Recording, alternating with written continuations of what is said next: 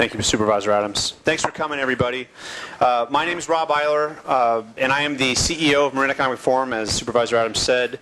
In her introduction, she talked about what Marin Economic Forum is, and it's really meant to be a place where public policy shaping is discussed and then forwarded to public policy makers in that nexus of economics, social equity, and environmental balance all as one. And we talk a lot about stakeholders and targeted industries at Marin Economic Forum, and a lot of what this plan is about how those stakeholders are all affected. And the stakeholders we look at are businesses, residents, nonprofits, the land itself, and our visitors.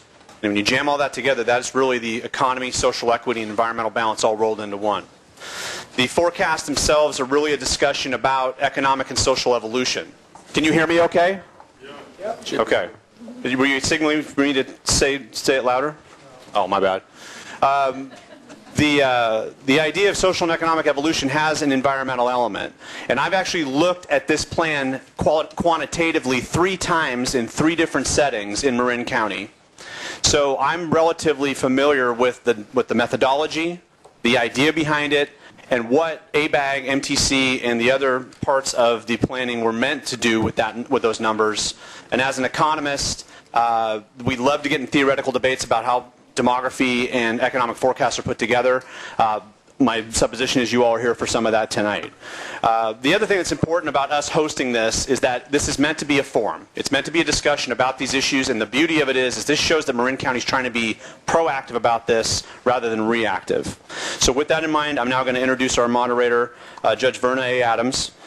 Judge Adams became a judge in Marin County Superior Court when she was appointed by Governor Gray Davis in 1999. She served as presiding judge from 2007 to 2008. She was the founder of Legal Self-Help Center of Marin. She was an organizer and the first judge presiding over Marin County's Family Violence Court and Mental Health Court. And previously, she was in private practice as an attorney in Marin. She served as the president of the Marin County Bar Association in 1986.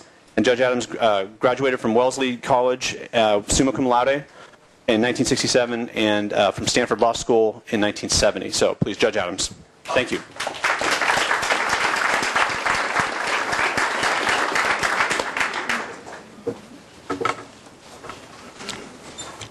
Thank you, Rob. And I want to thank all of you for being here this evening.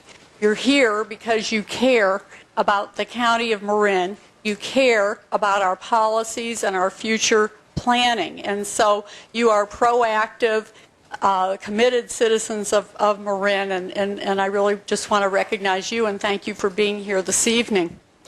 I'm going to introduce our panel very briefly. I'll do it in the order that they are going to speak, starting with Mark Luce. Mark is the current president of the Association of Bay Area Governments. He's a member of the Metropolitan Transportation Commission. He's been a member of the Napa County Board of Supervisors since 1996. He served as Napa's City Council member from 1990 to 1994 and as a County Planning Commissioner from 1985 to 1989. He received a Bachelor of Science degree with great distinction in chemical engineering from San Jose State University in 1978 and a Master's of Science degree from the University of Wisconsin in 1980. Thomas Rubin has lived in Mill Valley, Tiburon, and 6 other locations in the Bay Area since 1970. He's served over 100 transit agencies with audits and consulting projects. He's a CPA, and Tom has also served as Chief Financial Officer of 2 of the largest transit agencies in the United States. Steve Kinsey represents the 4th District on Marin's Board of Supervisors. Steve serves on several transportation agency boards, including the Metropolitan Transportation Commission, Marin Transit, and the Transportation Authority of Marin. He's vice chair of the California Coastal Commission. Steve holds a BA in architecture from Arizona State and has lived in West Marin since 1978. And finally, Randal O'Toole is a senior fellow with the CATO Institute and the author of 5 books and numerous papers on land use and transportation policies. Before working for CATO, he taught environmental economics at Yale. University of California at Berkeley, and Utah State University. And I believe in a meaningful ceremony before we started, we decided that Mark Luce was going to be our first speaker, so I'll turn the floor over to Mark. Oh, the show of hands. Thank you. I'm going off script. I'm supposed to ask you a question with the show of hands. And the question is, the Planned Bay Area, is it good for the region and is it good for Marin? And I'd like to ask you, just by a show of hands, how many of you right now don't know or don't have an opinion about that?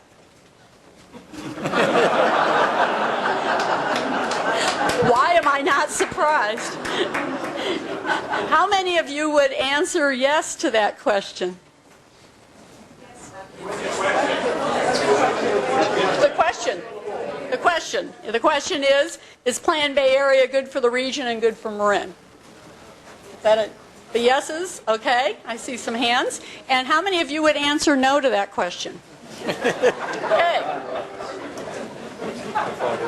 Are you ready, Mark?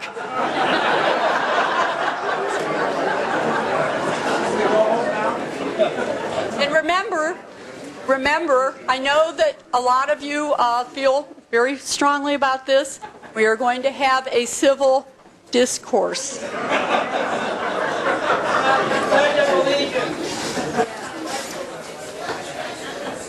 I would like to say the Pledge of Allegiance. You remember it.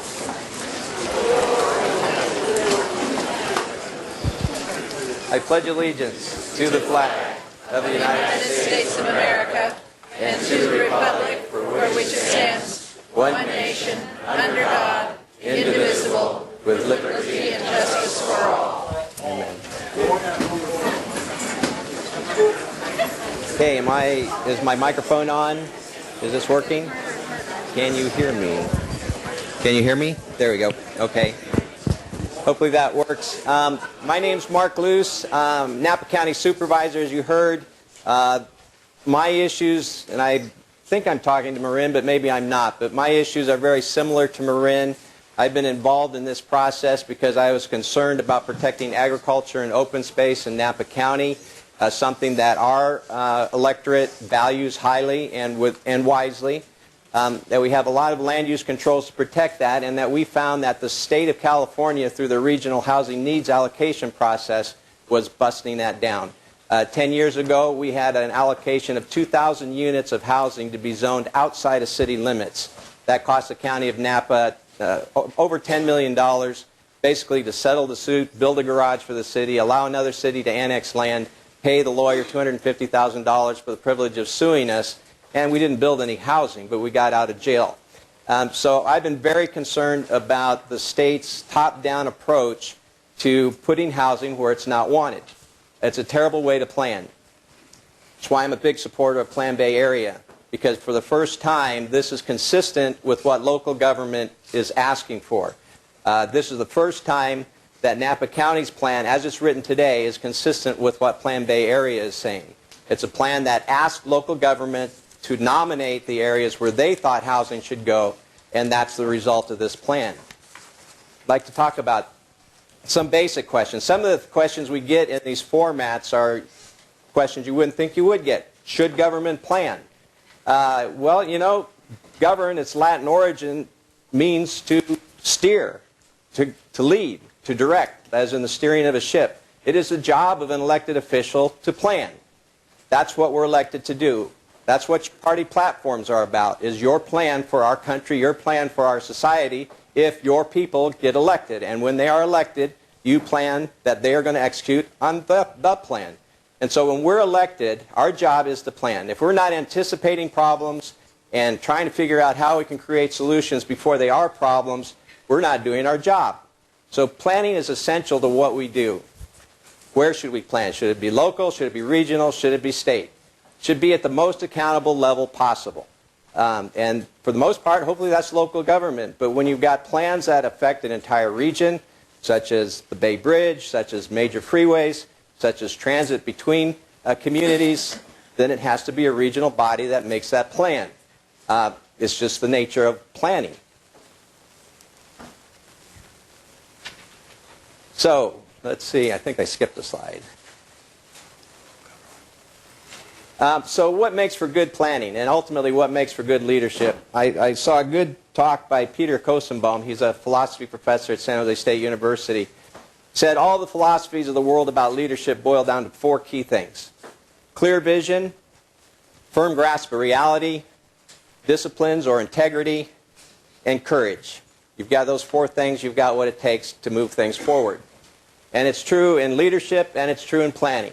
We have to have a clear vision of where we want to go. We have to develop a strategic intent. What is it we're trying to accomplish? And then we've got to stick to it. We have to have a firm grasp of the facts. What is the situation on the ground today? What are the things that affect the choices that we're going to make? They're not really debatable. You have to be objective about them. The disciplines. Once you know where you want to go, you've got to create the programs, the plans, the disciplines that actually move you forward. And finally, you've got to have the will to do it. You don't go on vacation. You don't say, okay, we wrote the plan, now let's go away. You have to love what it is you're doing to overcome the obstacles, whether it's fear, whether it's laziness, whatever it may be, to move the thing forward. You can just use weight loss as a personal example of how these things work. You've got an objective, a goal. You've got a firm grasp of reality as to where you're at, health-wise and the like. You've got disciplines that you could use, and then you've got to have the will to do it. And if you got those 4 things together, you can get it done. So planning as an elected official is more than just having plans. We got so many elected officials that always say they're going to do something and never do it. Being an elected official, governing, steering means about getting somewhere, actually getting something done. It has to be based on reality. So vision, understanding what we want to do. Basically, people who make this decision, who guide this plan, have one objective: improve the quality of life in their communities. It's, yes, we want to reduce greenhouse gases because we're told to. Yes, we want to stimulate the economy. Yes, we want to maintain a vibrant economy, house our population. There's a lot of things that we want to accomplish, but ultimately our strategic intent is to improve the quality of our lives for the Bay Area. And now what does that mean? That means different things in different places. In Marin and Napa, we have a pretty common belief about protecting the environment, protecting our natural state, protecting agriculture. In San Jose, it's a little different. Economy may be bigger. San Francisco, it's different. So in each location, we have a difference of what improving our quality of life means. How much time do I got? 4 minutes. 4 minutes. All right, I got to get moving.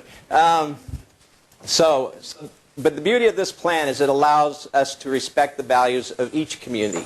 Again, each community gets to nominate where they think the housing should go. Each community gets to say about what they think their transit needs are. And this plan respects each of those diverse opinions about what is needed. Yogi Berra, great philosopher. It's difficult to make predictions, particularly about the future. President Lincoln, the best way to predict the future is to create it. Reality, there's a lot of things I could write up here, but there's certain realities. 2 million more residents are going to be living in the Bay Area 20 to 30 to 40 years from now. Whether it's 30 years, 40 years, we don't know. That's the average rate of population growth in the country, and the Bay Area is going to take its share because it's a vibrant economic area. The Bay Area is not an island. We can build all the housing we want. It's going to continue to be expensive as long as our quality of life is maintained, because it's always going to be an attractive area for people outside the Bay Area to move to and live. So we're not going to build ourselves into affordability. That's just a reality.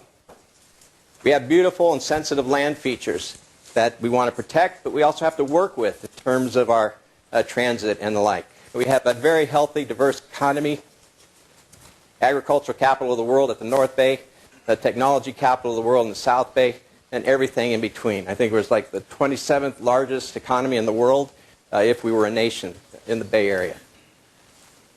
There's some key things here I want to point out, though. If a plan is actually going to happen, there's 2 really critical things. It's not going to happen if local government doesn't support it. And I think that's where we've been in the past. We've had housing assignments that simply were not supported, and they didn't happen. If we're going to have a plan that works, we're going to have local government support it, and that's what this plan does. Secondly, it's not going to be built unless a private developer feels they can sell it.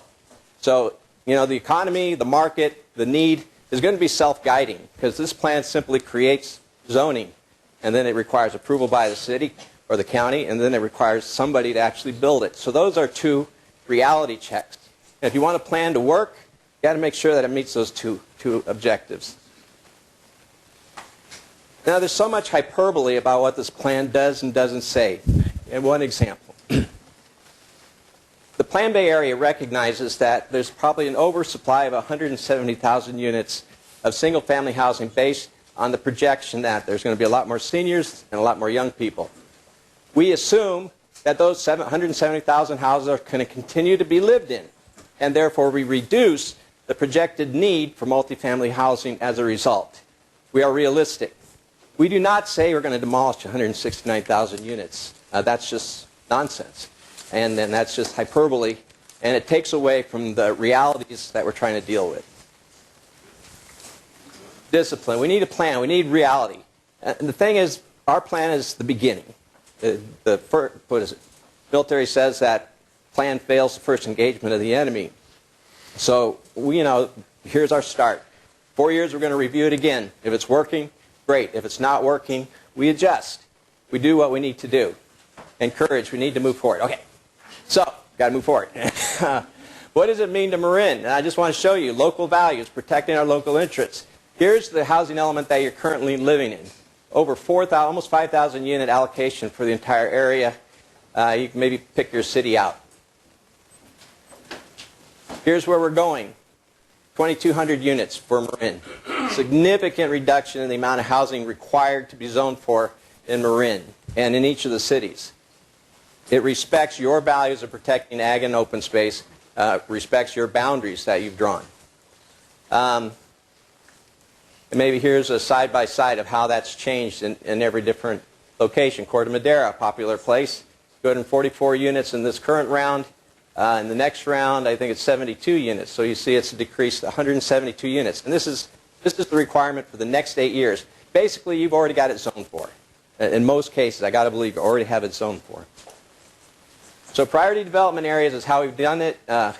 Again, we prioritize areas that are near transit along this new rail corridors where Marin has its priority development areas. And my time's up. So. Remember, folks, we're having a civil discourse here, and I really will insist on that. Outbursts, people will be asked to take their outbursts out to the parking lot. Okay. I will try to yell. We have had federal long-range transportation plans and state regional transportation plans for decades. What is different about this one is primarily SB 375, which has new requirements for greenhouse gas emission from light-duty vehicles, which is basically cars, pickup trucks, vans, SUVs.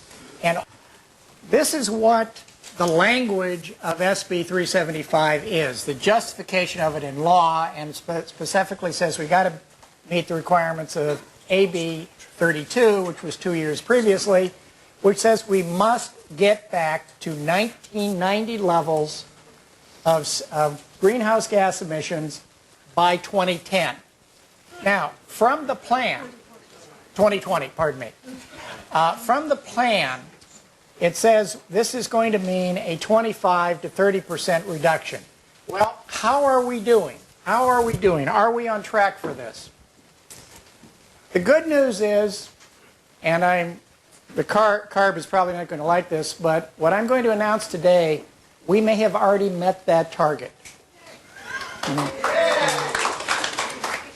Here is the standard from 1990.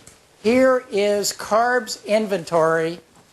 We are within 5% by 2010, and looking at the federal numbers, which come out earlier than the state numbers, there is a significant downward trend. We don't always track exactly, but we've been pretty close. Now, the question is, if we are already that close, and we have a very, very positive trend toward meeting the target, we're not going to just meet the target. We're going to demolish it. By 2020, we're going to be way under it. We have so many things we've already put in place. Even if we do nothing new, we will meet it. But we are doing a lot more. Now, I'm going to talk primarily about transit and transportation. That's what I do for a living. We have not been very successful in this area. Let's look at the historical record. Population has gone up about 40% over the last 30 years. We have the number of employees and vehicle miles going up over 50%, but transit total number of trips is down 9%. And the utilization of transit, both on a per capita and on a per vehicle mile, are way down, about 40%. This is not a good success story. The problem is not money. In real terms, constant dollar terms, we're spending about double, even as our ridership has been sinking. Now let's look towards what we see in the plan. So this is the historical that you've seen before, and then this is what's in the plan. So what we see is population rising, but though not quite as quick as in the past, and I'll get back to that later. We see ridership skyrocketing. And we see the utilization in terms of trips per passenger and trips per hour also reversing our trend and going up. I don't know how we do that. This looks at costs. Costs go up not as fast in the past, but still go up. The cost per ride goes down. After going up, doubling and then some, it is going to shrink. Again, I don't know how we do that. Well, I know how the plan does it. It has the trips per mile going off the board to the point where, as a transportation professional, I don't know how you can fit that many people into a bus or train. And I am dead serious about that. Okay. We also have a terrible record on the capital side. BART has been the main focus of transportation planning in the Bay Area for decades.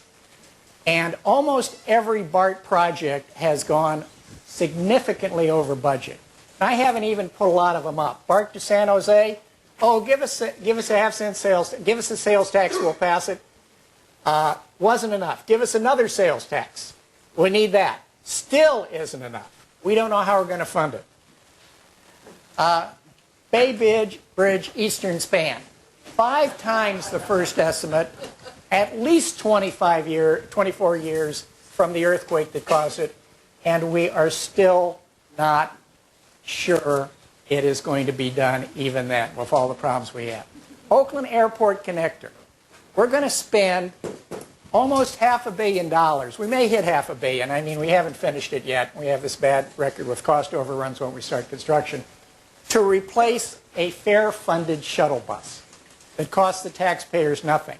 And by the way, we're going to double the fare because it's going to cost that much to operate. San Francisco Central Subway.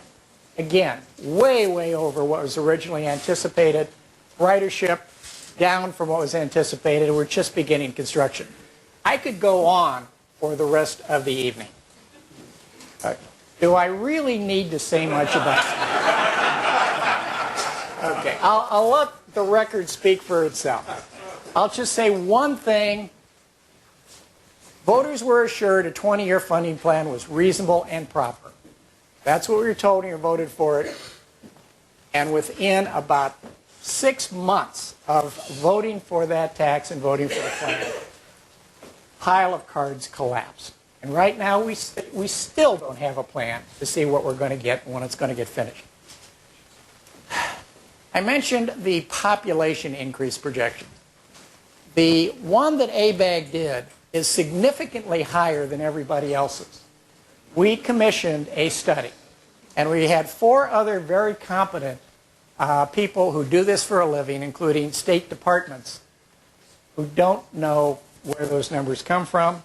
The critique that was done by the professor are major, major flaws in that methodology. What does that mean? More people.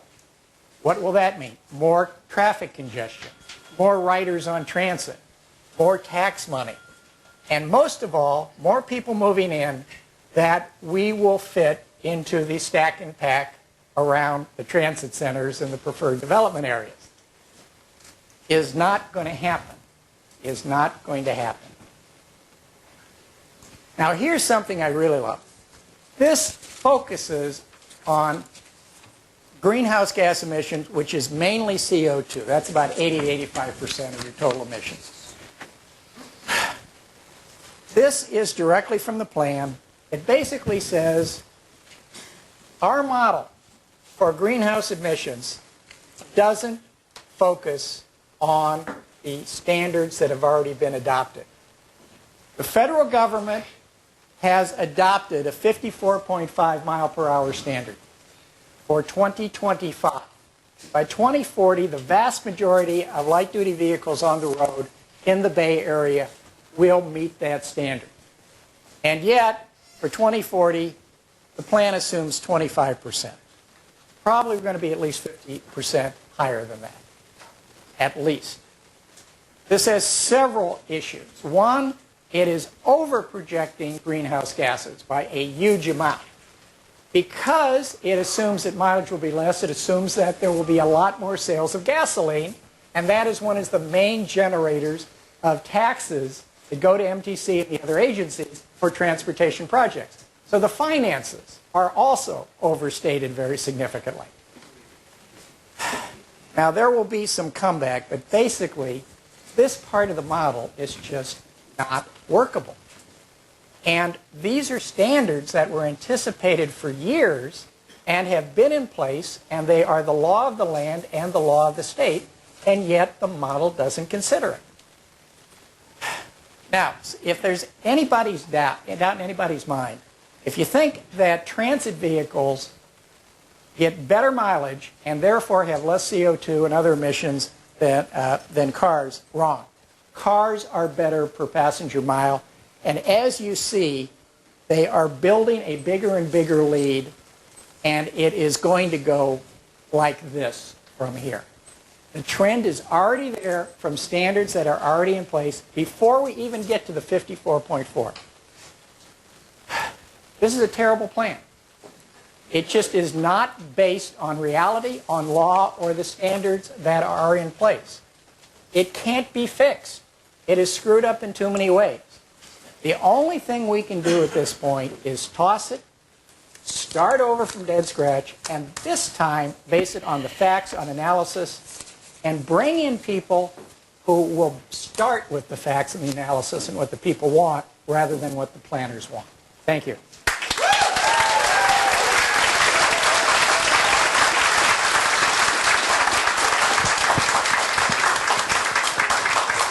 Supervisor Kinsey. Well, thank you, and thanks to all of you for being here, and you kind of showed where you come from and how open you are to the plan at the beginning, but I still appreciate you taking the time to be here. I think it is important to have events like this to talk about our future as a region and as a county. The evening is billed as a debate about Plan Bay Area. In reality, I've thought about it a lot, and I think it's about much more than a plan. In fact, plans have been done since cavemen found charcoal, and the reality is in this building alone, we have rooms filled with plans. Plans really don't personify or symbolize exactly what we're talking about here. We're talking about the underlying values that are incorporated into the plan, and I think that much of the controversy that has been generated by this plan has to do with who calls the shots and how we grow. Is it the state? Is it the region, or is it local government? And, you know, I think everybody on this panel, and probably most of the people in this room, would suggest and believe very strongly that local land use decisions should be made at the local level.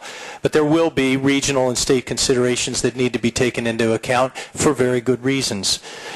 It also should be about how the Bay Area should grow. That's a fundamental question that we're trying to answer. I've heard a substantial amount of criticism about the way the premises of the plan have been developed, but I didn't hear any ideas about what is a meaningful alternative.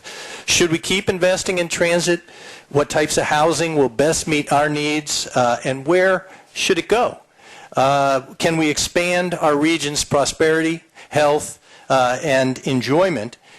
And and very importantly, make sure that it reaches everyone in our community. The conversation is happening as the entire world is struggling and pondering whether we're headed for climate change and what we should be doing about it, and that has certainly added an additional level of challenge to this round of planning.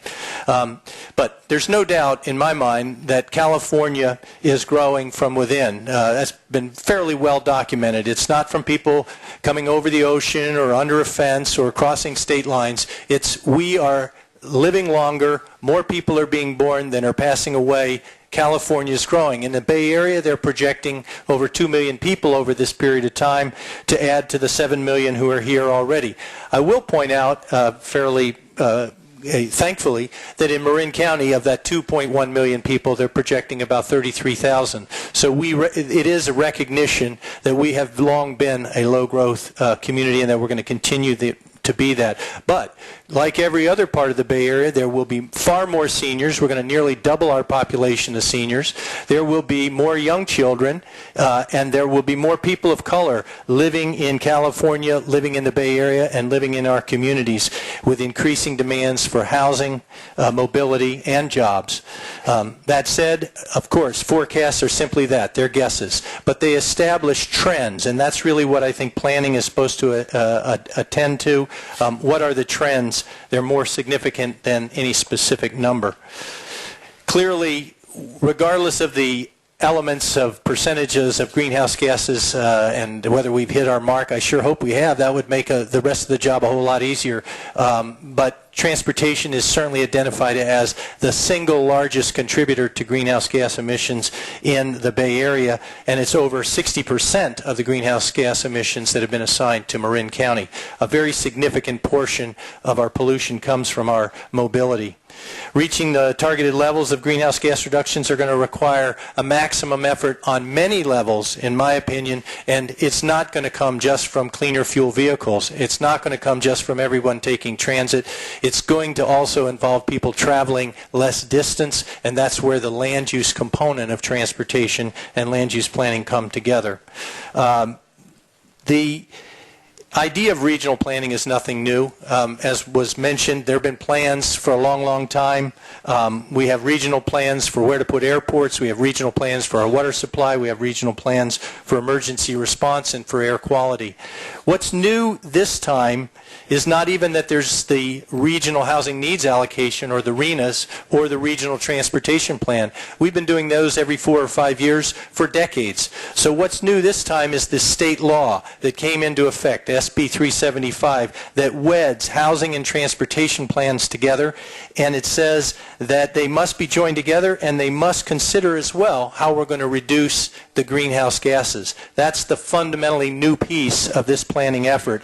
And the law sets 2 absolute minimums that must be met. It must identify how all people who work here can live here at all income levels. And today we're falling short miserably. Over 300,000 people are coming into our community from outside of the Bay Area every day to work here. In Marin County, 60% of our workforce is coming in from somewhere else. It's trying to address that. Okay? It also has to deal with this issue of greenhouse gas contributions that are coming from cars and trucks. It's a mandatory requirement of the law.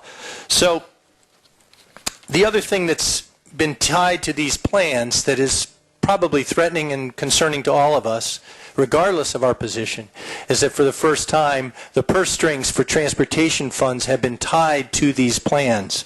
And that is a serious concern. But given California's growing population and the financial consequences of not adopting a plan, I think it's time that we do so. So, is the Plan Bay Area good for the region? Is the Plan Bay Area good for Marin? What I was told 30 years ago when someone asked if my girlfriend if I was Mr. Right, she said, he's Mr. Right enough. And I think that that applies to my own impressions about this plan. It gives us something to work from. 80% of the housing, 66% of the jobs that are forecast are located in areas in individual cities and counties that have voluntarily identified them for future development. This is not a shove-it-down-your-throat plan. It doesn't force It does not force. I appreciate that very much. I'll add 10 seconds. It does not. Ladies and gentlemen, remember civility. Yeah, it doesn't. It does not force stack and pack housing. We just heard Tom say that it's not going to happen, and I agree. It's not going to happen. And it doesn't suggest that one size fits all. You're going to see that. With 33,000 of over 2 million in Marin, there's a significant difference between here and San Jose, and that's going to continue. It focuses on infill and redevelopment instead of sprawl. That protects farmlands, open space, and improves the efficiency of our public infrastructure and services. It takes care of our existing transportation infrastructure as the top priority. 88% of the plan is to fixing what we already have and maintaining it, and it directs expansion funds to systems with the greatest cost efficiency. It's not a perfect plan. There's things that need to be done. It needs to have the sea level rise and climate change issues much stronger in the plan. There certainly needs to be better state agency coordination of growth projections. It needs stronger resident protections and mitigations in change areas so that folks who live here affordably today aren't pushed out of their own housing. And there needs to be more housing variety accommodated, but that's a change of state law. Most importantly, I've been looking at this plan for Marin. Is it good for Marin? Well, of course, it does not take away our local control. The PDAs are voluntary. We added them in. We could take them back out. It also is fully consistent with our county-wide plan. It focuses growth along Highway 101, which is something that we have embraced since 1972. It protects our farms and our parklands in the inland, rural, and coastal areas. It reflects the housing trends of our seniors and our workforce who are seeking smaller homes closer to the services that they want, both at both ends of the age spectrum. It doesn't impede Marin's efforts to increase our second units, our live-work units, or our assisted living. It leaves all the decisions about CEQA up to us as local communities. And the criticisms of the Plan Bay Area don't propose any more attractive concepts. I would ask you to listen for what's the big, better idea. I haven't heard it.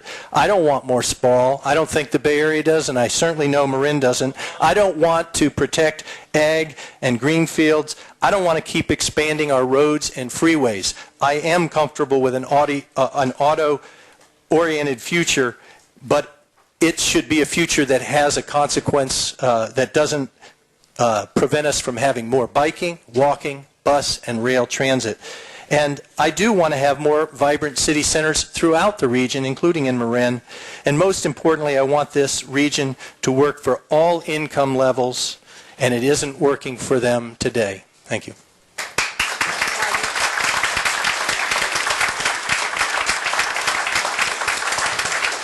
Now we're going to hear from Randal O'Toole. Did you want to use the podium here, Randal? You don't mind. Not a bit.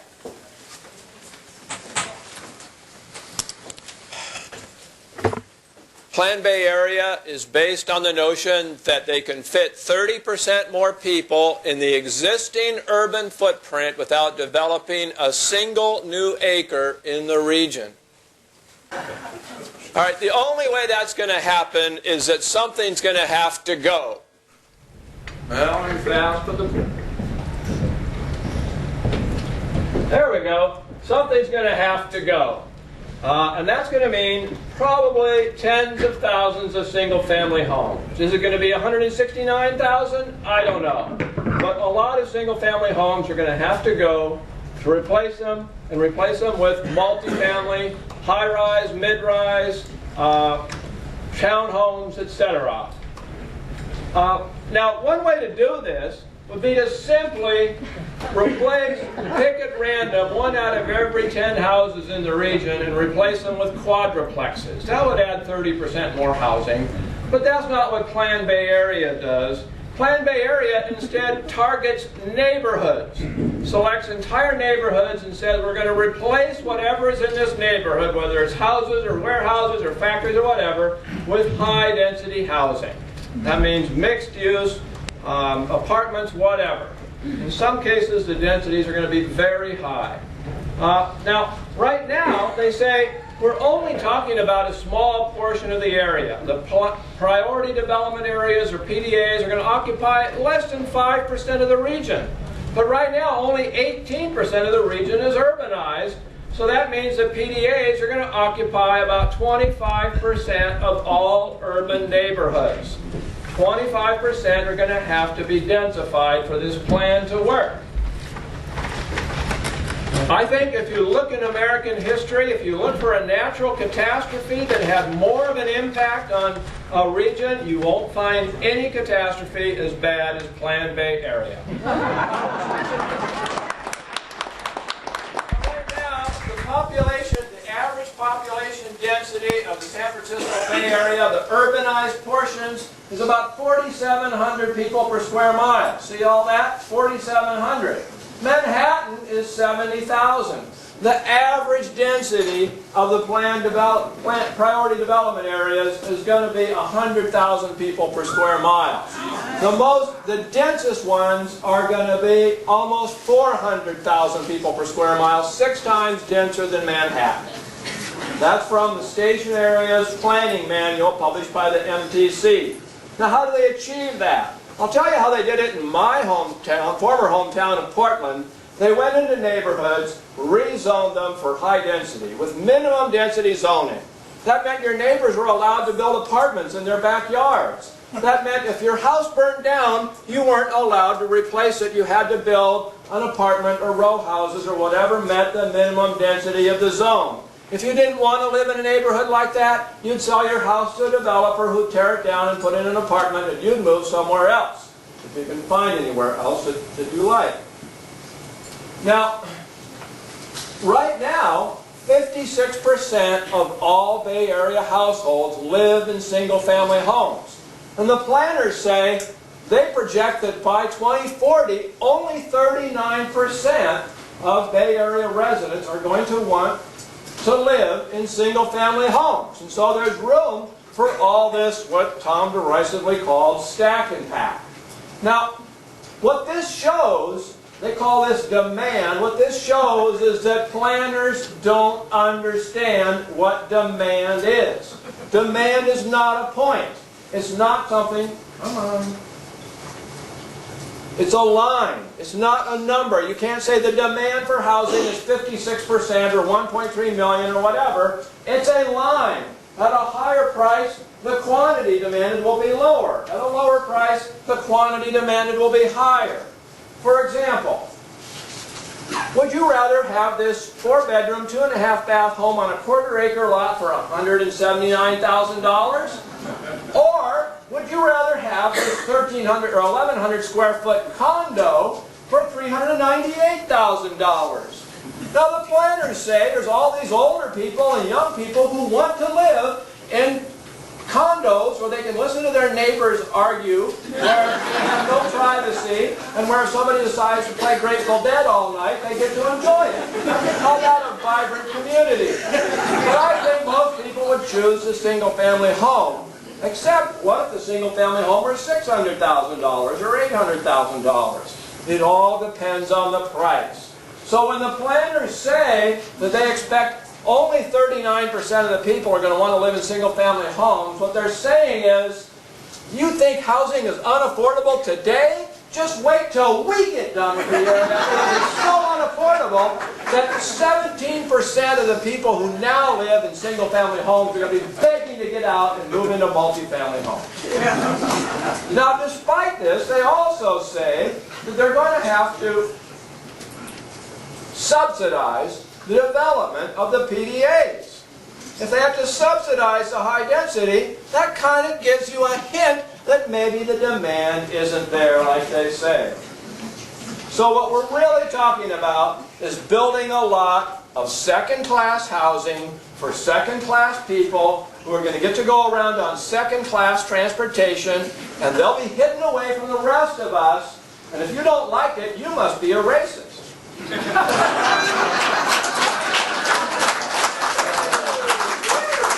No. All right, now they say this is all necessary to reduce greenhouse gas emissions. These numbers are straight from the plan. 2010, the Bay Area produced 48.8 trillion tons of greenhouse gases. Under the California Air Resources Board plans, by 2040, that's going to be down to 43 trillion tons. Using the Metropolitan Transportation Commission's climate initiative, it'll be down another 3% to 41.8 trillion tons. And then we take all the land use and transportation parts of the planned Bay Area, other than these two things, and we're down to less than 1% of this 48.8%. So all this land use stuff reduces greenhouse gas emissions by less than 1%. Now, SB 375 gave the Metropolitan Transportation Commission and ABAG two mandates. Reduce per capita auto emissions by 15%, provide affordable housing for everyone in the region. How well do they do? Well, per capita emissions are down 30% solely because of the California Air Resources Board. The Climate Initiative reduces them another 3%. Plan Bay Area, 1% more, less than 1% more. Big deal. Meanwhile, right now, the average low-income household has to pay 66% of their income on housing and transportation. The national average is only 56%. So Plan Bay Area said, we're going to set a target of reducing it to 66%. How close did they come? They increased it to 69%. Plan Bay Area is guaranteed to make housing less affordable, not more. So basically, it fails on both accounts. It doesn't reduce greenhouse gas emissions by 15%. It barely doesn't even reduce them by 1%. It makes housing less affordable. To me, it's time to go back to the drawing board and do something completely different.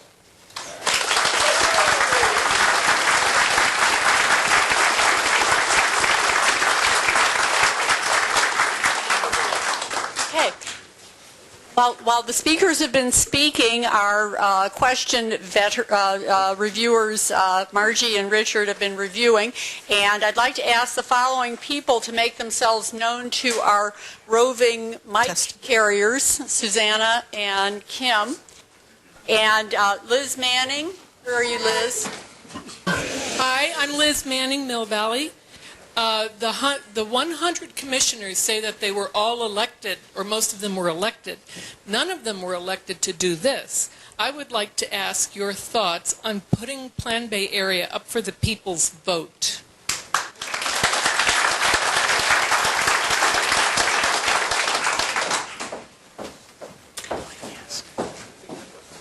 Who wants to go first? Well, I think that would be absolutely horrible for Marin and Napa County because you can expect your numbers to pretty much quadruple if that were the case. The beauty of this plan is that the values of small communities like Napa, like Marin, actually have a significant say in what this plan looks like. Despite what was said earlier, local government can continue to zone for single-family housing wherever they want. We don't prohibit that. They can continue to expand their boundaries if that's what they want to do. We don't stop that. All we do is recognize what they have nominated as the areas where they would prioritize development, and we acknowledge that and support it. So this doesn't limit single-family housing construction. If that's what people want in the future, that's what they'll get. Nothing we zone gets built unless a developer decides he wants to build it. The subsidies he's talking about are not housing subsidies. We don't have housing subsidies. We've got some planning subsidies. We've got support for transit infrastructure. The housing subsidies don't exist today. Okay.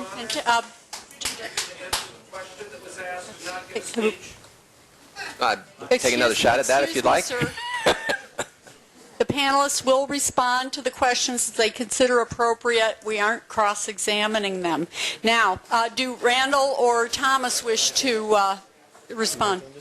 Okay. I think it would be great. Let me say one more thing. Under the law as it sits, ABAG and MTC cannot direct specific housing to be built. However, SB 375 contains two private courses of legal action where any interested party can bring a lawsuit to require a city or county, as the case may be, to change their local specific plans, and for an interested party to bring an action to allow a specific development to be built because it does not meet the local housing, zoning, etc., does not meet the plan. And there is a most interesting provision in the law, namely that the burden of proof falls to the city. In other words, the city must prove that it did it right. And that would go before a judge. And with all respect, Your Honor, anytime you bring any action before any judge, you have no idea what might happen. So I think an election would be an excellent idea. It would prevent excesses. Thank you. The next question is over here. Chris Pareja. Can you address the health, safety, job, crime, education, transportation, and economic impacts to communities of color in these high-density housing scenarios? Okay.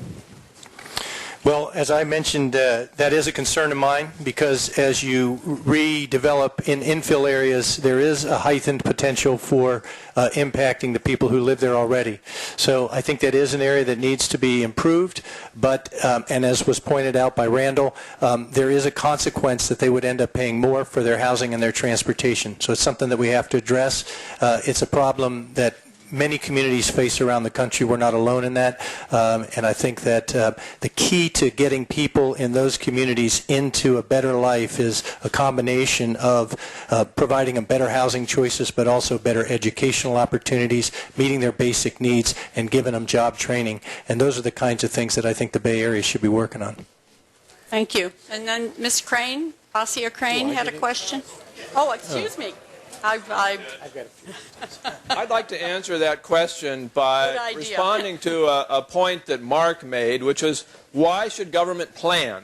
If you look across this country, you'll find lots of metropolitan areas where regional government is not doing planning and is not setting targets for people. It's not setting targets for local governments and forcing them to comply with high density or any kind of housing.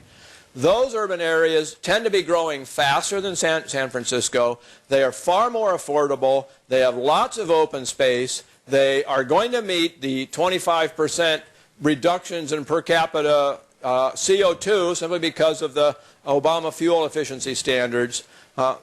Those urban areas are much better places to live in than here because people can afford to live there and they don't have to worry about their children going somewhere else because they can't afford to stay in the community. So I think government planning does two things. It creates shortages of things people want and creates surpluses of things that people don't want, and that's what this plan will do more of. If I may, Your Honor, Now, I believe I have a little time left. could be. Okay, I'll make it quick. I'm very concerned about this. We have had very bad experience in this type of thing in other nations. What has happened, unfortunately, is this type of state fiat type of housing has wound up being occupied to a very great extent by immigrants. Now, this country is having an interesting issue right now in population change, and California in particular. California has net domestic outward migration that is very, very large. The population is growing even after consideration of natural changes, which is births and deaths, because we are having a huge number of people coming in from other nations. What has happened in places like Sweden and France is when this type of development has gone in, they have become clustered in people with other nations who frankly do not like the way they're being treated, and many of them have become places that are so dangerous that the police won't go in there. I really, really do not want to see anything like this happen here. I'm hoping it doesn't develop that way, but the same ideas that are behind what we're talking about here were what was used to justify this in Sweden and France and other places in Europe. Your Honor, All right, thank you. Your Honor, if I could... We said 2 minutes for each side, quote unquote. I think we are exceeding that, which means that everybody that wants to ask questions is not going to be able to.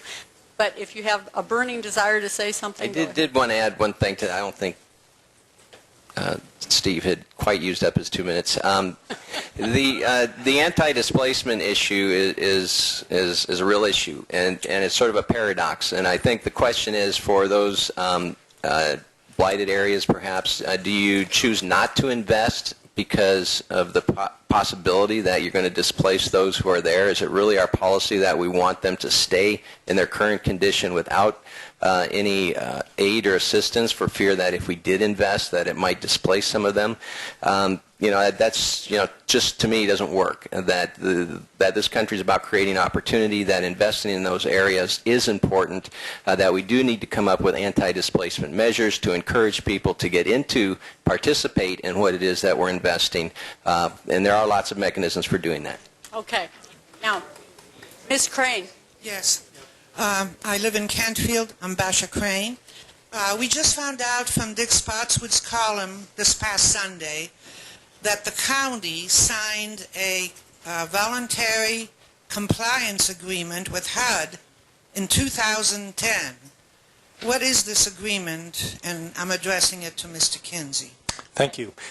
We did sign a voluntary compliance agreement which said that we would undertake an analysis of the impediments to fair housing, that the issues that prevent people in the protected classes, which includes seniors, disabled, people of color, from being able to have access to adequate housing in our county. That's what the voluntary compliance agreement is about. It's a result of our receiving of funds from the federal government through HUD, and what we undertook was an analysis that identified a number of different ways that we could be more proactive, more inclusive, more engaging, and we're working through those action items as it exists today. It's a standard part of the relationship that we have with HUD. Other communities have done it, and it was certainly not done under any kind of cover. It's great that Mr. Spotswood woke up to it, but it was a very contested issue back in 2010. We took a number of opportunities to speak about it at our board, as well as at our priority setting committee, which moved from city to city to town, and also has town representatives serving on that committee. Supervisor Arnold is our chair of that committee. Thank you. And Mr. O'Toole, did you want to say something about that? Yes. A romance novelist named Rita Mae Brown once said, and has often been attributed to Einstein and other people, but I'm a stickler for who originally said things, insanity is doing the same thing over and over and expecting a different result. So the reason why San Francisco has one of the least affordable housing markets in the world is because they've been planning and planning and planning since the 1970s, and doing another plan is not going to solve that problem.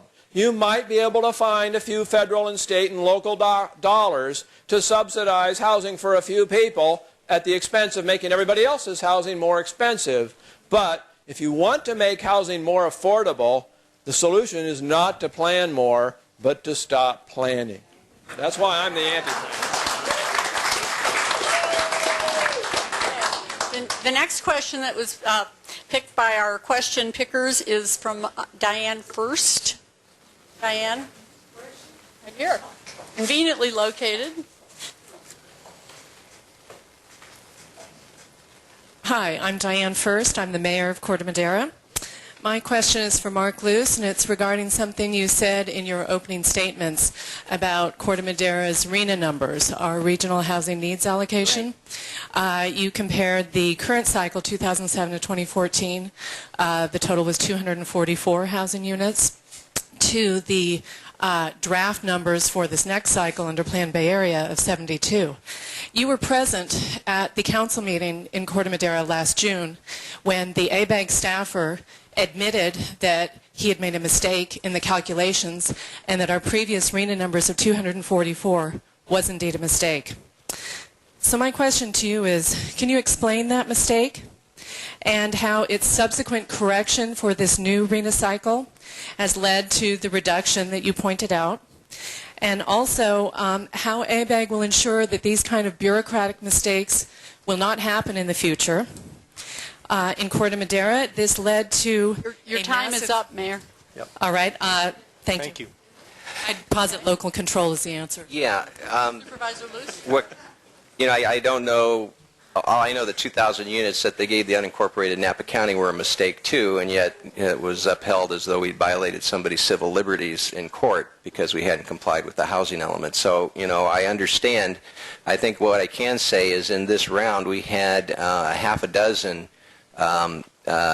cities appeal the Rena numbers that we'd calculated, and at least half of them were granted because of some error in calculation. Now they're calculating housing numbers for 101 different cities and 9 different counties, and so there's a chance that there's something they missed, that there's a transit center that isn't going to get approved, that there's something else, and so that's what this process is about, so that you have that opportunity to do that.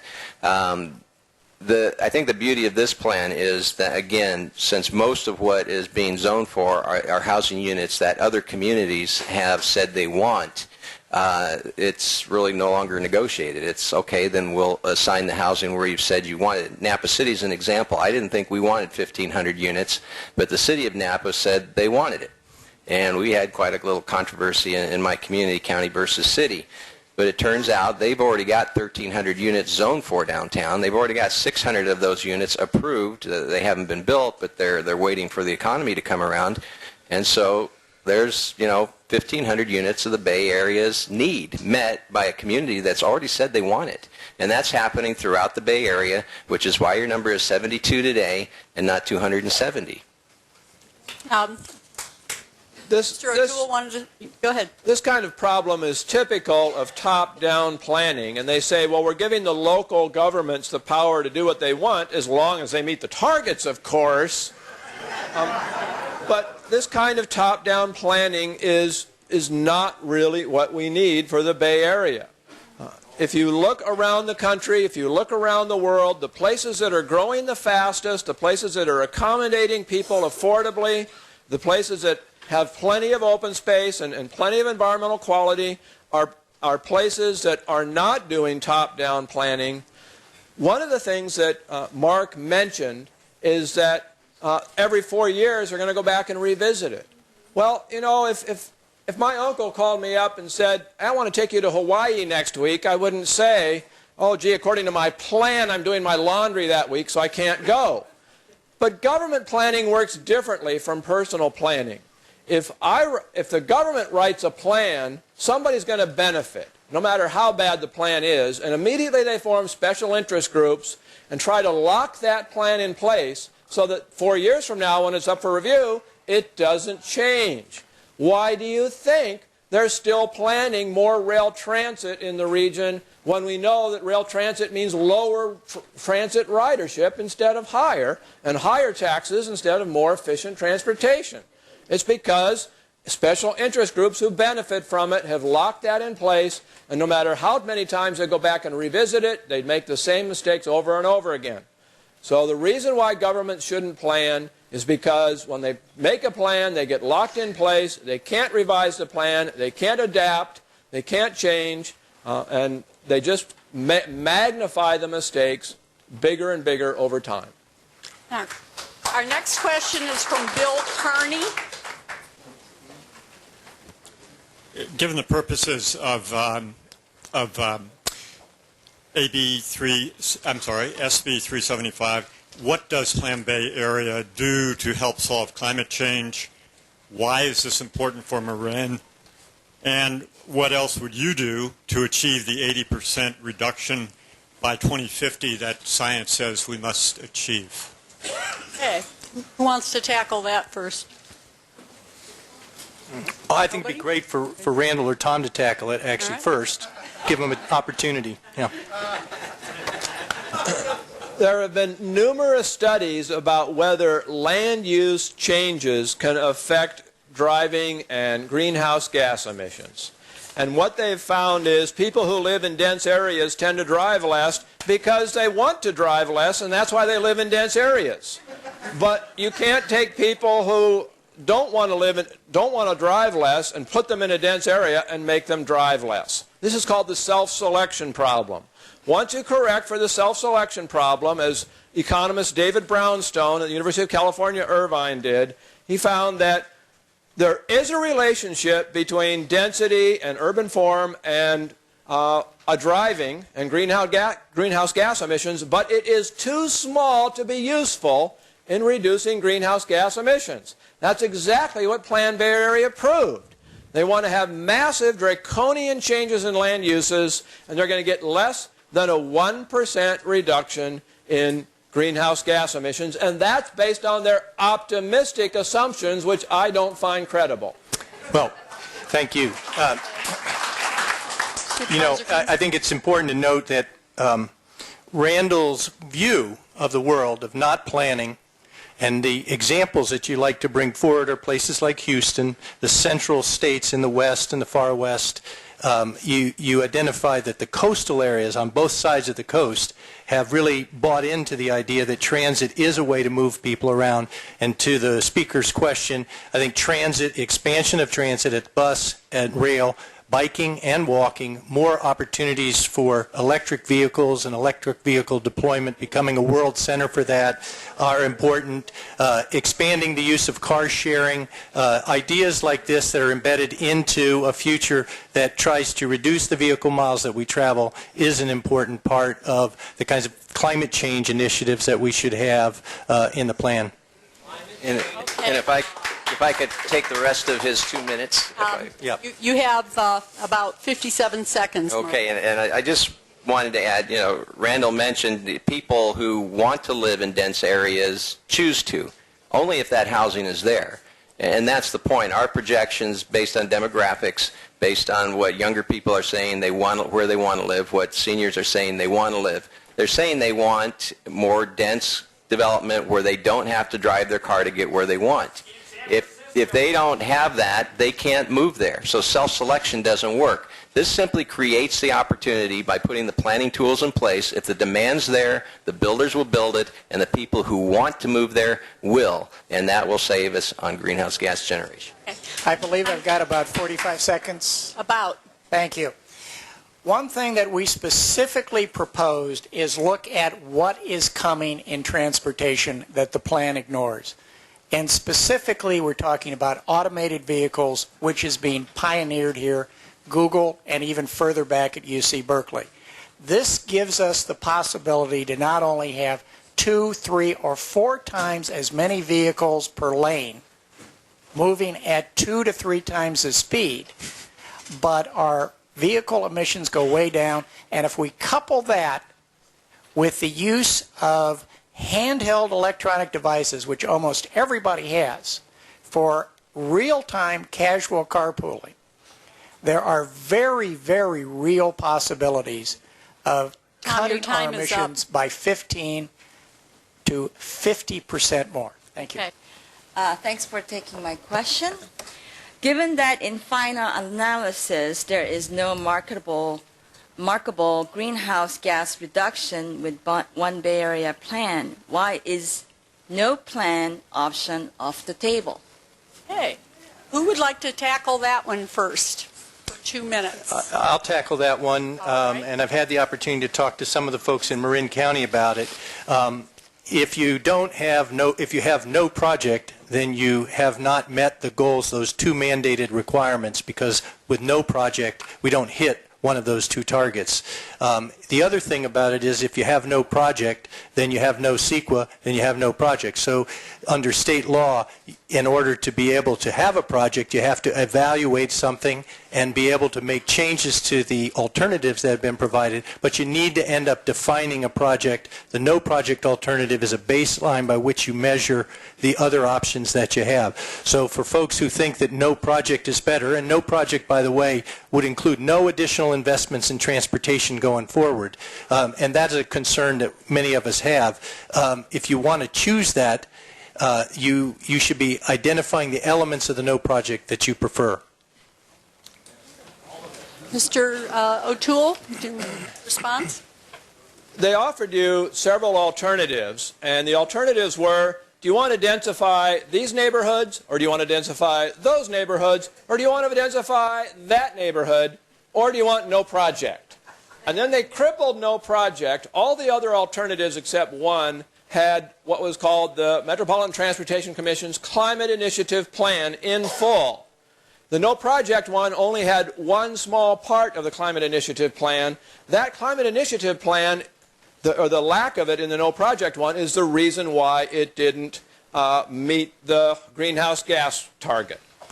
None of the alternatives came close to the making housing significantly more affordable. So they didn't even try to find an alternative that made housing more affordable. They crippled the no project alternative and didn't consider any other alternatives that met the greenhouse gas initiative without draconian densification. So they're giving you a choice between an alternative that they consider unreasonable because it's no project, or densify somebody who wants to step up and volunteer. Okay. A lot of communities did. All right. Our community didn't, so. Okay. And I'm from Lucas Valley. Is Mr. or Ms. Mogul here? Apparently not. Okay. How about Chris E.?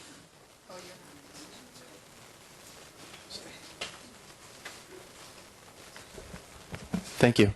My question is very simple. Are the financial projections in the plan realistic? My answer will be even simpler. No. Thomas, you have not used up your 2 minutes. Would either of our... Okay. No, no, no, no. I'll pass on to you. Okay. Randall. Mark or Steve? Well, you know, I'm going to let Mark speak to it if he wants to. I don't have the answer for you. I couldn't tell you, to be honest with you. I think that who in this room wants to understand the finances of a region's transportation system at the level,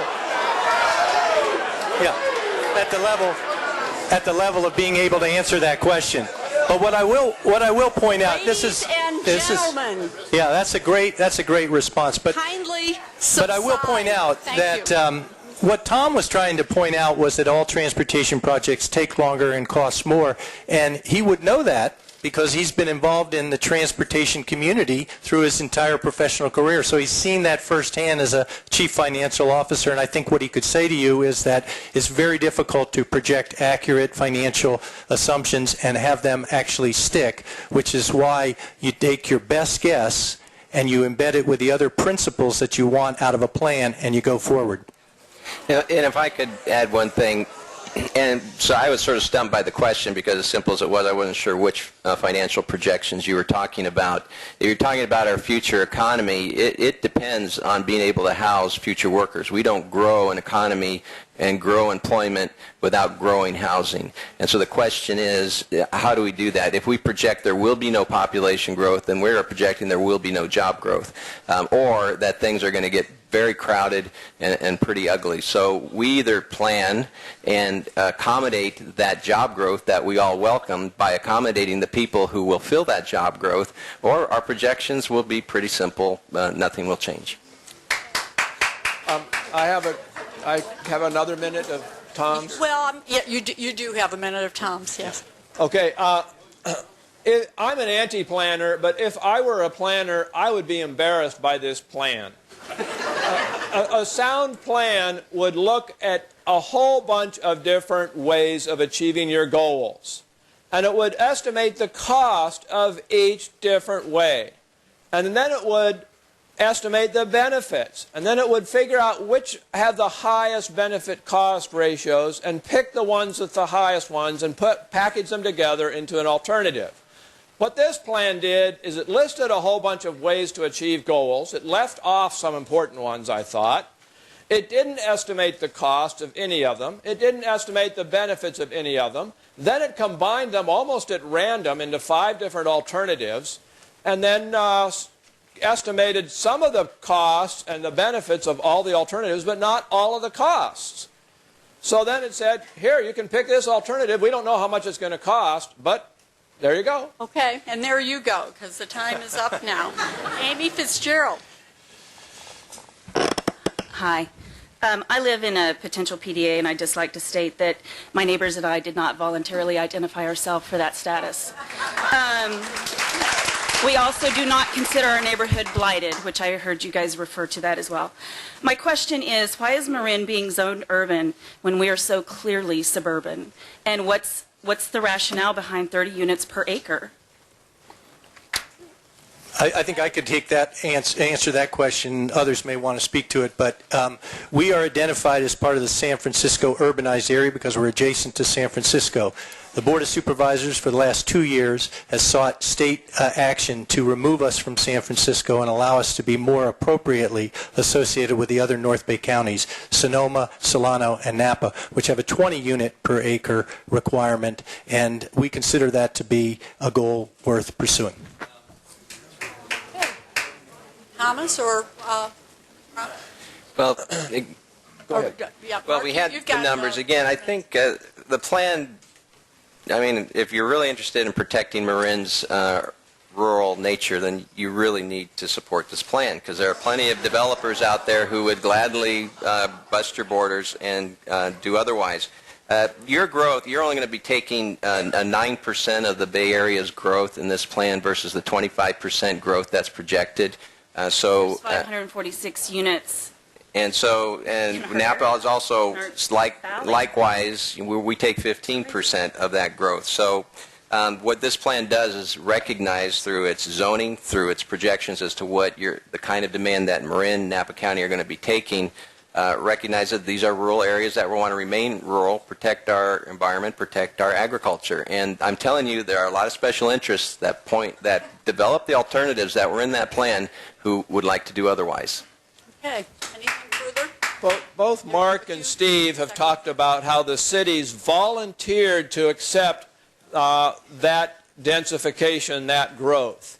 But what you have to understand is that cities, as in city council, city managers, have very different incentives than the people who live in those cities. They have very different interests than the people who live in those cities.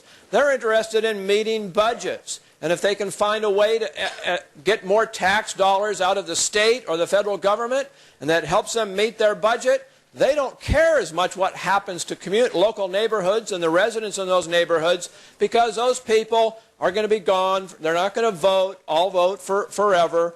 If they can confine development to one little neighborhood and say the rest of the city, well, you're not being densified. It's only them over there, so you don't have to worry about it. Then them over there who vote against you because of it are going to be overwhelmed by the people who don't feel densified.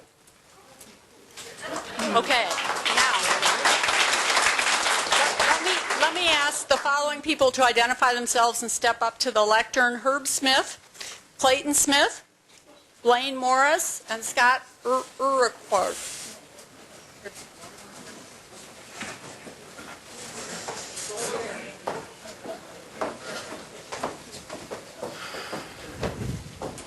I'm Clayton. So is Herb Smith? Do them in the order. To those of us who are concerned with the loss of local control over development planning, the use of PDAs, priority development areas, is the most odious. However, the use of PDAs is confined only to the unincorporated parts of the county and to San Rafael and to Novato. The small, wealthier, incorporated cities and towns in Marin appear to be exempted. Their housing elements have no PDAs. This gives the impression that the richer you are, the more the system works to protect you. I would like you to comment on the social, and in particular on the issue that Ross gets 4 and Belvedere gets 2. And those are the 2 richest places in Marin. So please comment on the social equity implications that this, what appears to be a genuine attack on the genuinely middle-class neighborhoods speaks to. Thank you.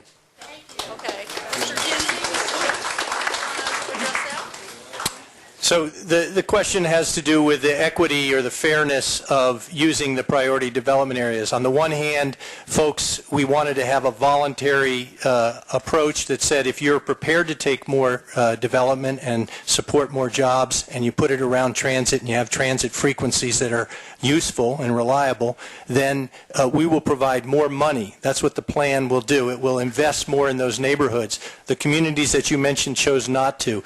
Those communities still have a responsibility to provide for affordable housing. You happen to choose two of the smaller communities. They are also the wealthier communities. I think that the more diverse communities in Marin, such as San Rafael, Novato, and portions of the county along the Highway 101, are seeking to meet the needs of a broader range of folks.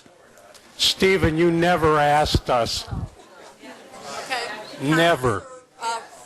Randall, want to address that? I'll just, am I the only one here who remembers when Belvedere planned to meet its low-income housing by counting servants' quarters?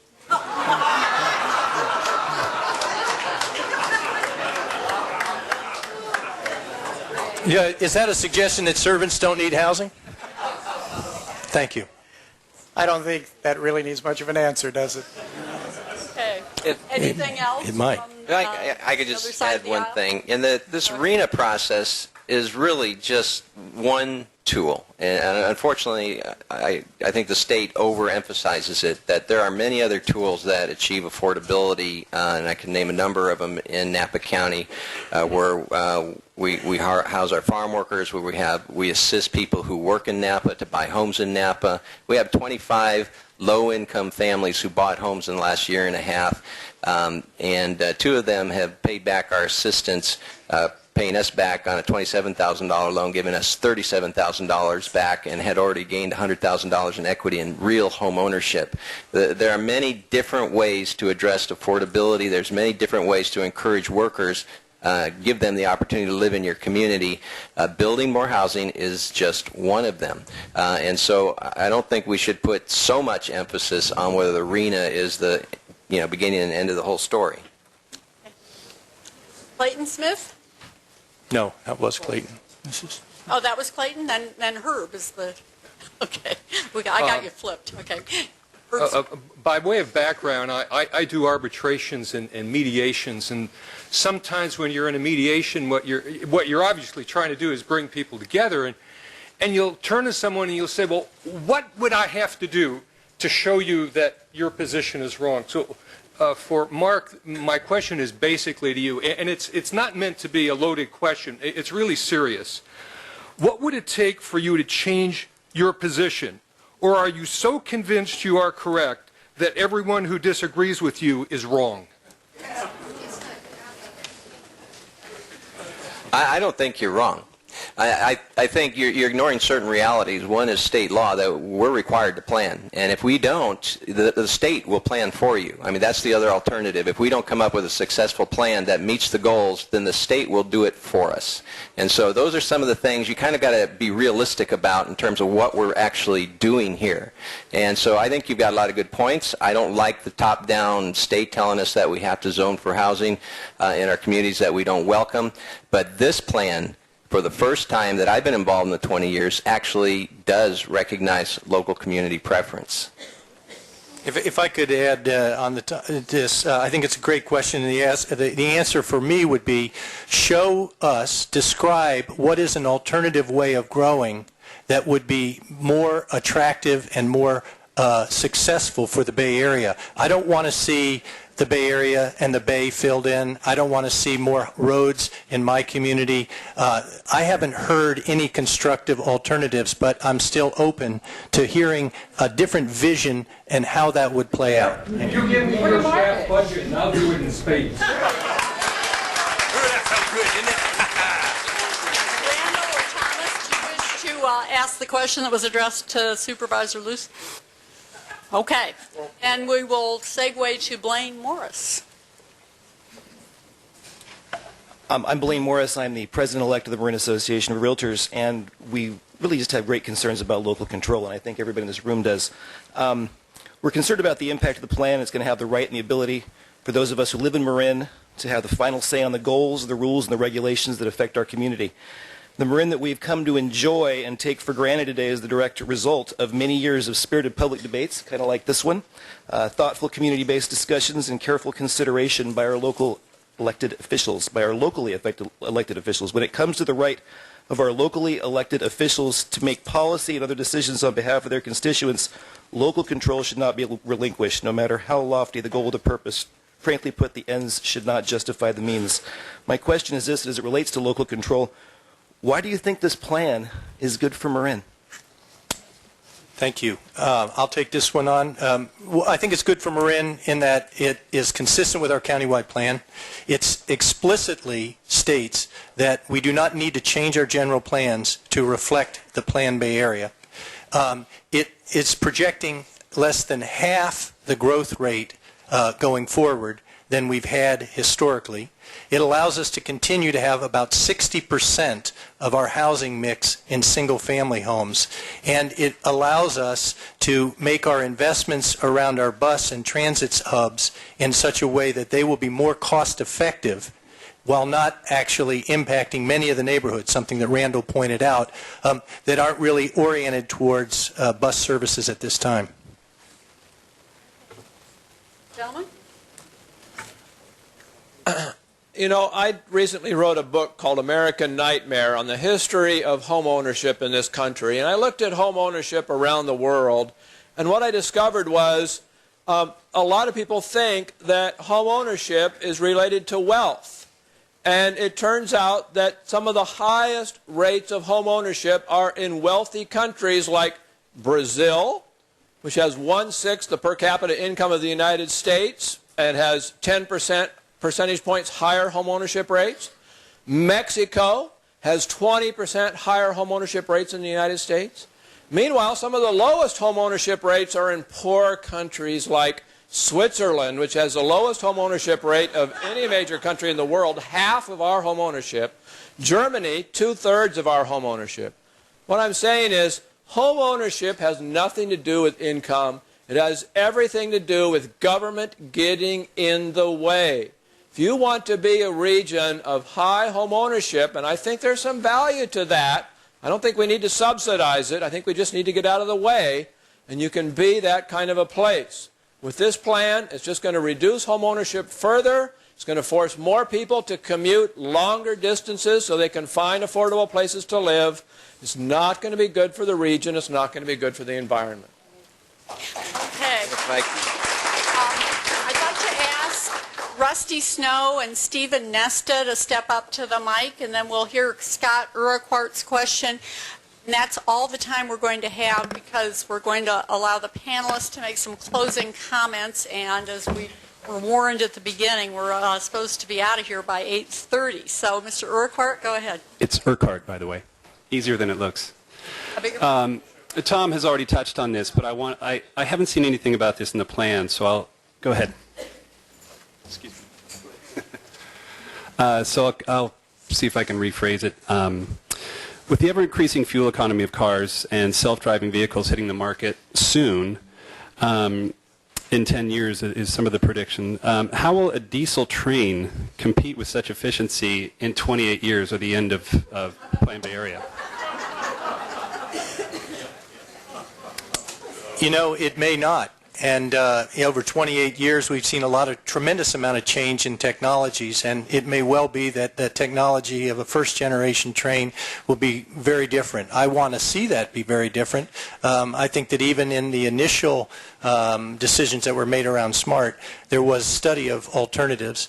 Obviously, electric is the cleanest fuel that we have today for transit. BART uses that, but it's also the most expensive. And so I think that what we really need to see is, can we make a commuter rail system cost effective, and included within that, could we change the technology as we move along? Randal, do you want to weigh in on that, or Thomas? I came here several years ago and argued against the SMART train. We won that election and then lost the next election. There's so much money to be made building trains that they just keep coming back over and over again until people finally, out of exhaustion, end up supporting it. But the reality is a train you build for 30 years and you're stuck with that technology for 30 years. It doesn't evolve, it doesn't adapt, and so you're going to be stuck with that technology for a long time. It's going to be energy intensive, it's going to be greenhouse gas emissions, it's going to emit lots of toxics, and trains, one of the big defects of trains is that you have to put in a lot of capital, and that includes a lot of energy to build it, and a lot of CO2 emissions to build it. Even if it did save energy and reduce CO2 emissions, which it won't, but if it did, the amount you could consume producing it would take decades to recover in the annual savings. A study from UC Berkeley found that the capital cost, energy cost of a train is 2.5 times greater than the operating cost, whereas for highways and automobiles, the capital cost, the energy cost of constructing the highways and the cars is only 60% greater. So although BART looks a little more energy efficient than cars, when you add in the capital cost, it's a lot less efficient and won't be able to adapt in the future. And next is Rusty Snow. Because we have a limited number of speakers or people ask questions, I'm going to allow Dan to speak for me. Good evening, Judge. My name is Dan Ucher. I have a question specifically for the board to the proponents of the plan. I'm going to make a quick statement here, then I'm going to ask a question. The statement is, successful citizen engagement is critical to SB 375 because the law does nothing to diminish local control over land use. The Sustainable Community Strategy is certainly a plan of sorts, but it is a plan without authority. The law is clear, quote, neither a sustainable community strategy nor an alternative planning strategy regulates the use of land. ... Nothing in a sustainable community strategy shall be interpreted as superseding the exercise of the land use authority of cities and counties within the region. Sir, is there a question in there somewhere? The question is, if this is the case, why cannot a member city of ABAG simply opt out of any approved plan or any approved EIR? Okay. Who would like to field that question? I'll jump in. Again, I think it's very important to understand what the regional housing needs allocation process does and SB 375 requires coordination with. It requires zoning. It doesn't require the city, once it's zoned, to necessarily approve the project that is applying to use that land. It doesn't mean it's going to get through the CEQA process. It doesn't mean that actually has to get built. And so, you know, my point is, on our reality check, if we got a plan that's going to work, it first has to have city council belief that this is where it belongs. And for the first time, we've got planning that actually does that. Secondly, you've got to have a developer who wants to build it. It's not going to get built unless somebody says, I want to put that project forward and build it. And so those are two key elements about this plan. And so it doesn't happen unless you've got those two things working together. And that's why this is a realistic plan for the first time, because we are asking the approvers of these projects whether this is where they think that zoning should occur. So this plan has more realism in terms of actually providing the housing for the job growth, for the economic strength, while protecting the environment, while protecting open space, that no previous plan has ever had. Mr. Rubin, did you want to Yes, comment? thank you. The answer, why can't they opt out? 3 reasons, all found in SB 375, as well as some other legislation. 1, there are financial incentives, which means that MTC can cut off funding. 2 and 3, as I previously mentioned, there are private courses of action in SB 375 that allow anybody with an interest to bring a lawsuit to compel the city to change their plan to come in compliance with the regional plan, or to move for the approval of construction of a specific project.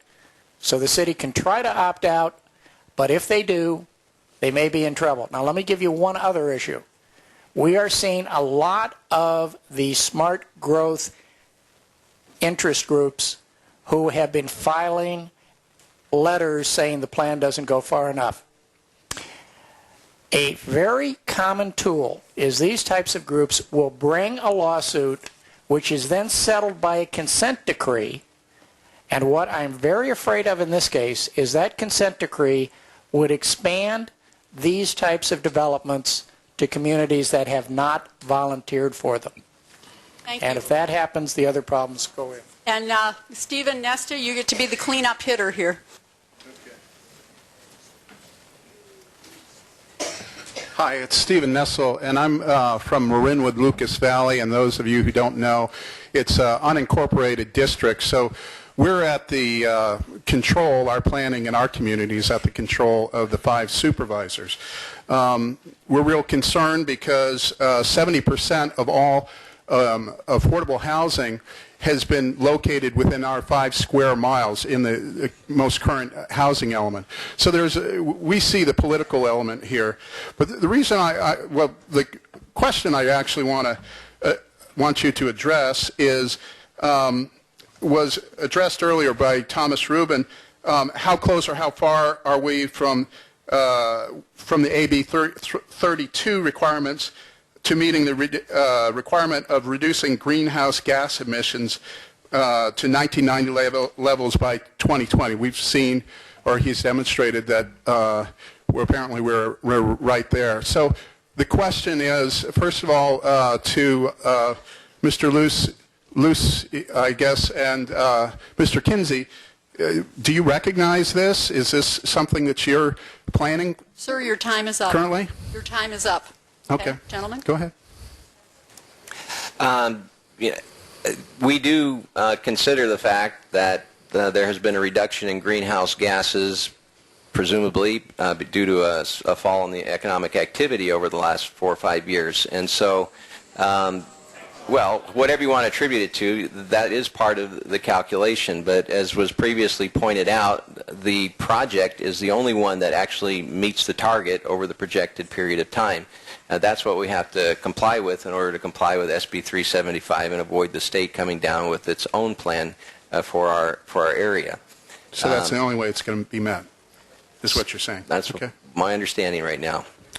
I would just say that, again, a lot of these projections vary, as I said, both in terms of housing projections, jobs projections, and I'm sure that climate change projections as well.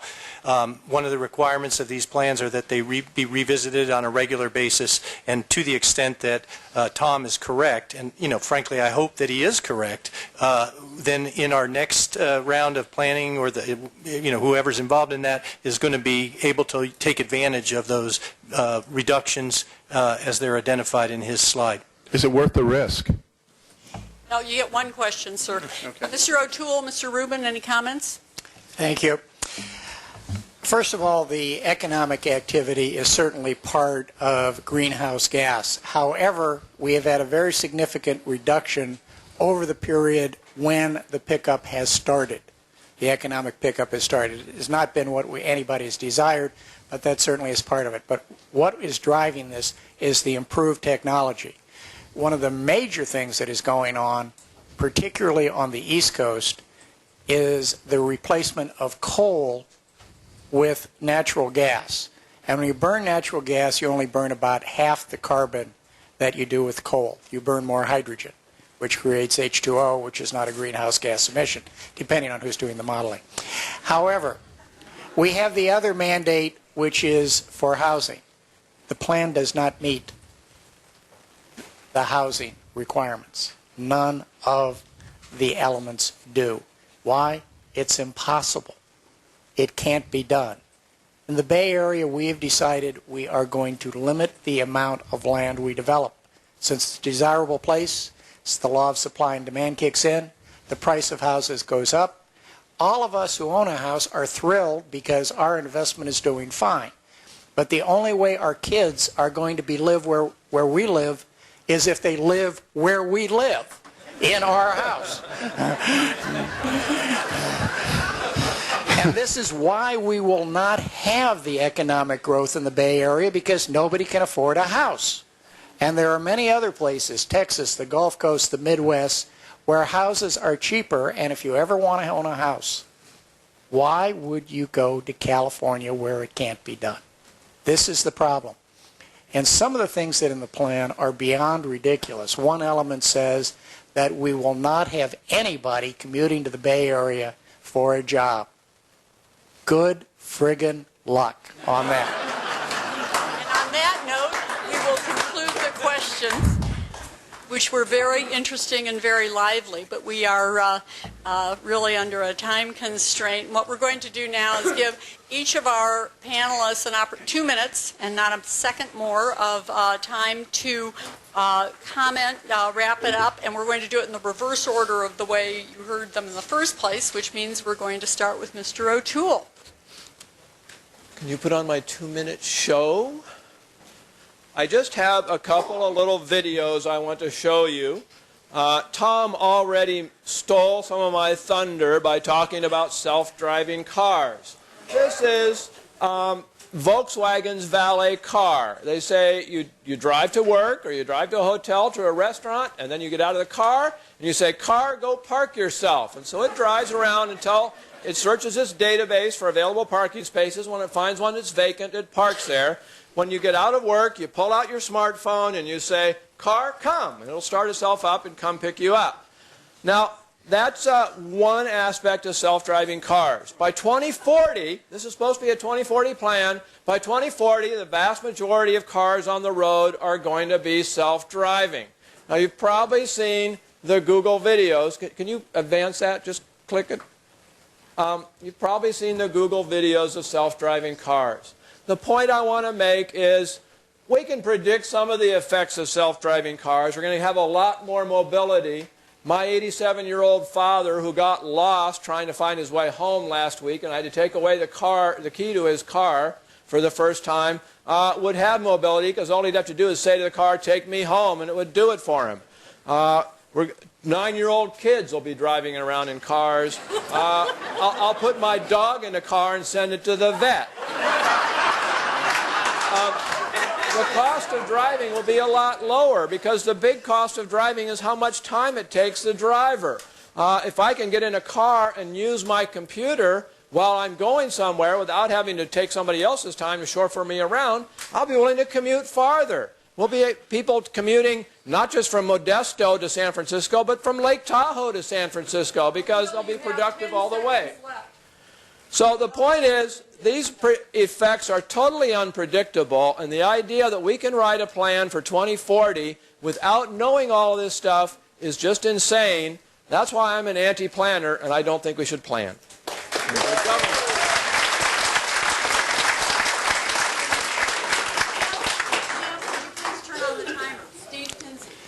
Thank you.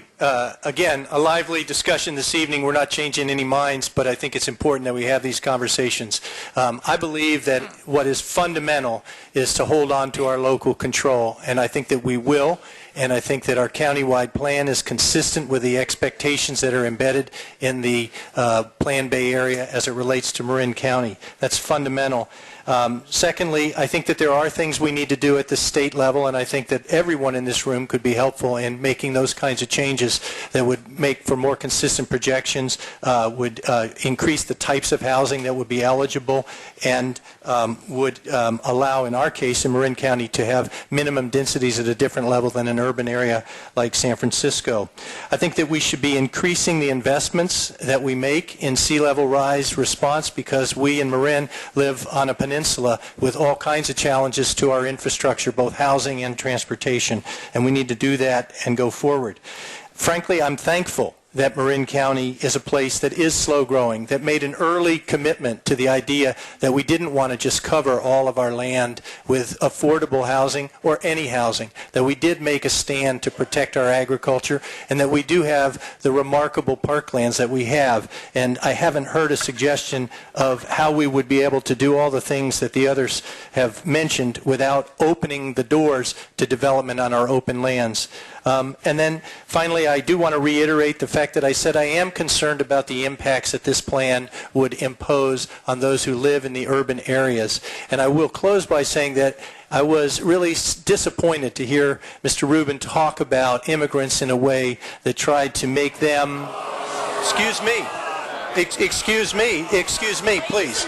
I think this is really important because what Mr. Rubin said was he thought that immigrants would come and be angry, and what I think is that the immigrants that live in California are contributing to our economy, our lifestyle, and our way of life. Thank you.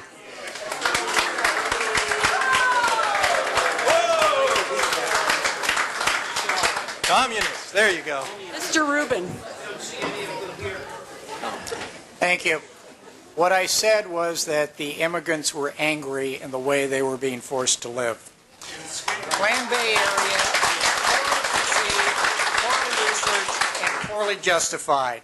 Although its principal purpose under law is to plan for compliance with the greenhouse gas reduction mandates that are found in SB 375, its preparers appear to be totally unaware that the U.S. leads the world and California leads the U.S. in greenhouse gas reduction, and that it is very likely we have already reached the target of 1990 levels in half of the allotted time, and we are headed further downward fast.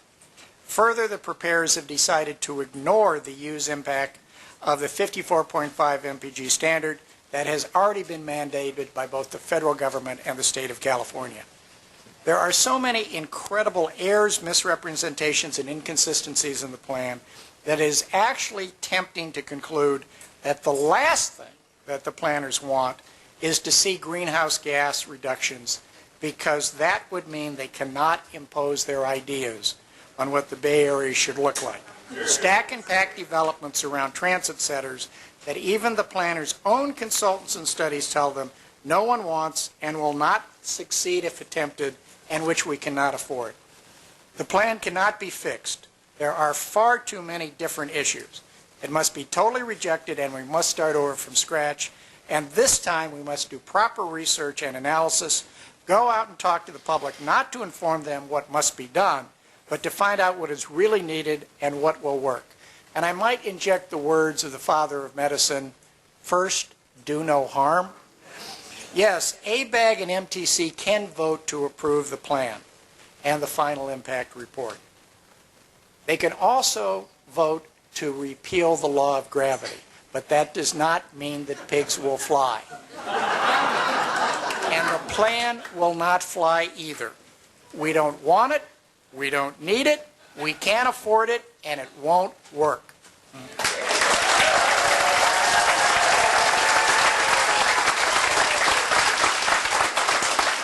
Supervisor Luce. Actually, I think this really affirms why we do planning. I think that there's actually a lot of agreement tonight about the fact that we're all working to improve our quality of life, however we define that. That is the goal. Fundamentally, that's what we're trying to accomplish. There's some disagreement perhaps about how we get there, but if we didn't attempt the plan, we wouldn't even be here talking about it and what some of the variables are and what some of the consequences are of some of our assumptions as well as our data. So I think this is why we do this, that this is the process that we have to thoroughly vet these issues and look forward, and hopefully technology and some other things will address these issues. I think even Tom really brought up my key point is that if we are required to zone for more housing than our general plans currently show, you are subject to a lawsuit. And you will get sued. We've been sued. That's what I was talking about. I've been there. And so I'm a pragmatist on this point. And this plan, for the first time, means most, if not all you communities, won't get sued based on your zoning, which then gives you the freedom to zone for whatever you want. If you want to zone for more single-family units, if you want to bust the borders to expand and have no planning in your area, you're welcome to do that if your citizens support it. If you guys don't want urban boundaries, don't have them. If you want, homes up the hillside to accommodate all that affordable housing, do it. This plan doesn't stop you from doing that. The difference about this plan is it doesn't require that you do that. This is the first time that the Bay Area's plan is consistent with your current plan. Anyway, happy to engage with you. I really appreciate being here tonight. I appreciate those who have put this together. Your thoughts are important. We do listen. We will look at this again. I think 4 years from now we're going to have another plan. It will hopefully take into account some of what you were talking about. Ladies and gentlemen, we're almost done, but I'm supposed to ask you by a show of hands, how many of you think that the plan is good for Marin and good for the Bay Area? Now that you've heard all this. And how many of you would be opposed? How many of you have changed your minds? I saw an 800% growth in pro-plan. Susan, did you want to make a couple of comments? Okay. And so I just want to thank all of you for coming out tonight. I want to thank Judge Adams for moderating. I would like to thank our panelists for participating. I think we had a lively conversation. I want to thank our question vetters for vetting the questions that were asked. I want to thank my staff, especially Susanna Clark, that helped organize this.